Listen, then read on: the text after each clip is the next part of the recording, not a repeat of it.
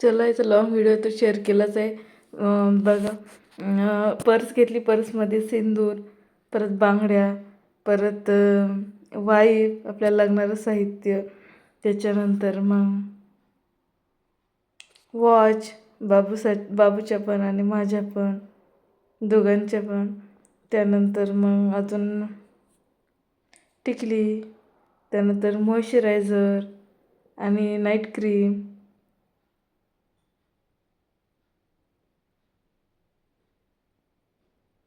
त्यानंतर एक स्प्रे तर लागतोच ना,